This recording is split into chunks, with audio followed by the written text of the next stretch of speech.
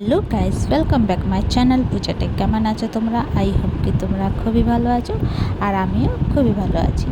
তো এখানে চা বসিয়েছি, তো রান্না করতে যাব।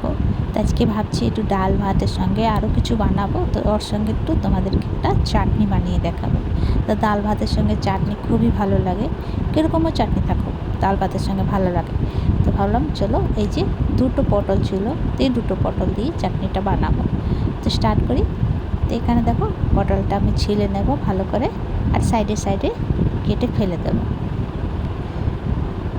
এই সাইড দিয়ে আর ওই সাইড দিয়ে কেটে ফেলে দেব, আর ছোটো ছোটো করে কেটে নেব। কেটে ভালো করে ধুয়ে নেব। আর এখানে দেখো কড়াই বসিয়ে দিয়েছি, কড়াইয়ের মধ্যে দেবো সর্ষের তেল।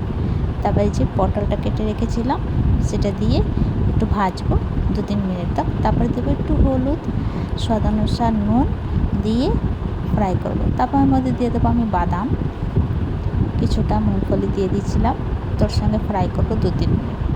তারপরে এর মধ্যে আবার দিয়ে দেবো 2 পিস্তা বাদাম,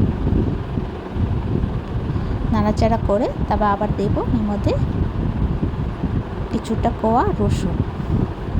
তো ওকে আবার 5 মিনিট তক ফ্রাই করবো রসুনের সঙ্গে। তারপরে দেবো আমি একটুখানি পেঁয়াজ কুচি চলিয়ে নেব।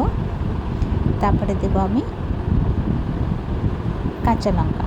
তো যত তোমরা স্পাইসি খেতে চাও ওই হিসাবে তোমরা দিও। তো এই যে ভাজা ভাজা করে নিলাম, লাল লাল করে সুন্দর করে, যে রসুনের গন্ধটা সরে গেল। তো এবার তুলে নিয়েছি, তো এবার পিষে নেব। তো এই যে দেখো, আমি পাটাতেই পিষেছি। তো এই যে রেডি আমার বাটা। তো তোমাদেরকে আমার ভিডিওটা কেমন লাগলো? ভালো লাগলে প্লিজ লাইক, শেয়ার, কমেন্ট করো, সাবস্ক্রাইব করে দিও। আবার নতুন ভিডিওর সঙ্গে দেখা হবে। তো তোমরা সেই ভালো থেকো, সুস্থ থেকো। ভিডিওটা কেমন লাগলো কমেন্ট করে নিশ্চয়ই জানিও। ইউটিউব দিয়ে দেখলে সাবস্ক্রাইব করে দিও, আর ফেসবুক দিয়ে দেখলে ফলো করে দিও।